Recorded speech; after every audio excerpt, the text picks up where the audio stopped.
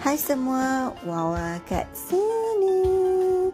So hari ni video ni akan sedikit panjang sebab selalunya saya sekali tunjuk masak-masak tu tunjuk partially je kan. So hari ni saya nak tunjuklah semuanya sambil semua sembang ni kan. So first of all macam biasalah kita kena tumbuk-tumbuk bawang-bawangan tersebut. Ni hari ni sebenarnya nak masak one of my favorite food iaitu sup kaki ayam.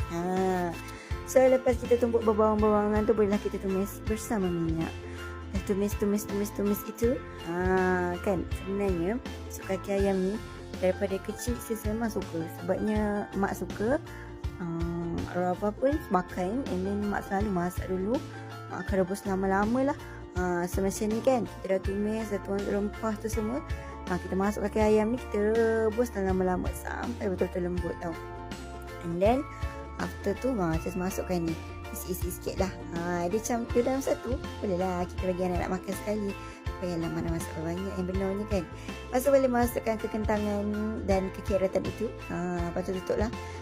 Agak-agak dah mendidih, dan empuk tu masukkanlah peras-peras tersebut.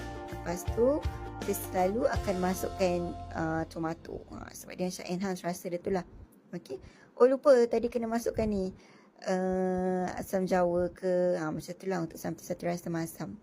Ni saya nak buat air. Air ni sebenarnya sebab tengok masa kat bulan puasa macam sedap je kan. Kat bazar tu air ni letak pudina, lepas tu letak serai-serai. Ya ke sedap? Nak try lah juga kan. Lepas tu pilih ambil macam teh tu, buat lai teh o. Kan lepas teh o tu letaklah serai dengan daun pudina tu kan. Daun pudina tu diramas-ramas lah begitu. Bagi memi dia terkeluar. Lepas tu letak ais. Oh my gosh, sedap. And then tiba-tiba saya teringat ada kuih pula kan. Kuih lapis. So it's a good combo lah. Air tu dengan kuih lapis ni. Tapi jangan lupa kita punya finale tu. Sup kaki ayam tadi. Ya Allah guys, kaki ayamnya memang lembut sangat. Senang je kan. Okeylah, di sebalik kegembiraan mak memasak, rupanya anak sudah tertidur di atas lantai. So sis nak angkat dia dulu, okay? Bye.